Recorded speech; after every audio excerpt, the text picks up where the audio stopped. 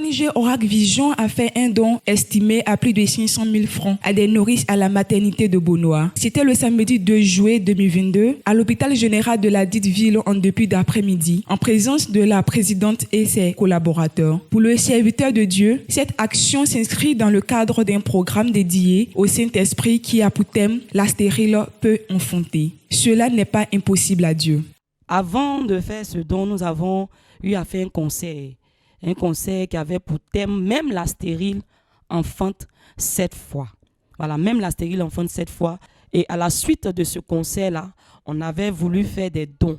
Pourquoi faire des dons? Faire des dons à des mamans. La maman donne la vie. La maman, en donnant la vie, souvent même perd la vie. C'est pourquoi nous avons choisi de faire des dons à des mamans qui ont accouché, à faire des dons à des bébés. C'est une sorte d'action prophétique que nous sommes en train de faire.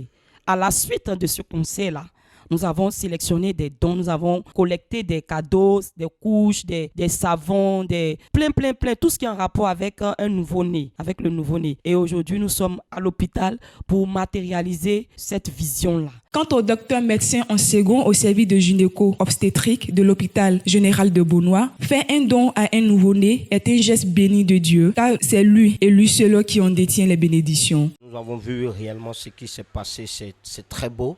Nous prions que Dieu la soutienne, que Dieu la donne toujours la force pour pouvoir exercer dans son ministère et que les œuvres qu'elle pose dans la vie des femmes accouchées, que Dieu vraiment ouvre les portes et qu'elle continue dans ce domaine. Vraiment, je dis merci à la servante de Dieu et que Dieu l'élève dans son ministère.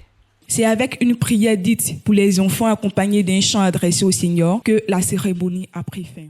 Tiens à remercier Maman Faya pour les cadeaux qu'elle a offerts au bébé. Que Dieu la bénisse et bénisse son ministère.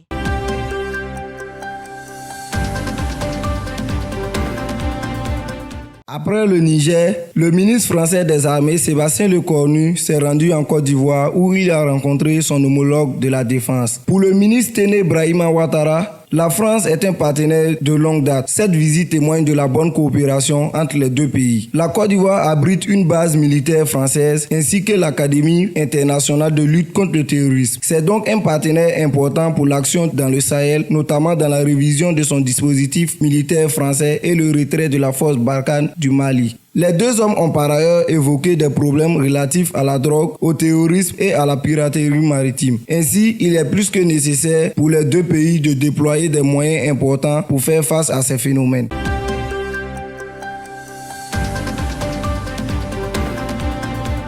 C'est le jeudi 14 juillet 2022 que les trois grands de la politique ivoirienne se sont réunis dans le but de renouveler les liens et de consolider la paix véritable en Côte d'Ivoire. Après des conflits à n'en point finir, c'est au salon privé du palais présidentiel que la rencontre s'est déroulée entre les trois hommes. Après plus d'une heure de discussion, ils refont surface pour rendre public ce qui a été l'objet de leur échange. D'un commun accord, c'est le président du PPACI, Laurent Gbagbo, qui est en charge de lire les notes qui ont été énumérées au cours de la rencontre. Après son intervention, le président Alassane Ouattara, à son tour, prend la parole pour souligner quelques points. Pour lui, cette rencontre n'est pas une rencontre extraordinaire, mais plutôt une rencontre de retrouvailles avec ses aînés. Une rencontre ordinaire et a ajouté à la suite qu'ils se retrouveront davantage selon l'agenda de chacun pour échanger sur la question du progrès du pays en demandant leur avis en tant que prédécesseurs. Même si cette rencontre n'a pas dévoilé plus de détails ni de contenu concret, il est intéressant de noter que celle-ci prévoit de bonnes initiatives pour le pays. Car avoir ces trois hommes à la même table fait naître l'espoir dans le cœur de tout un peuple.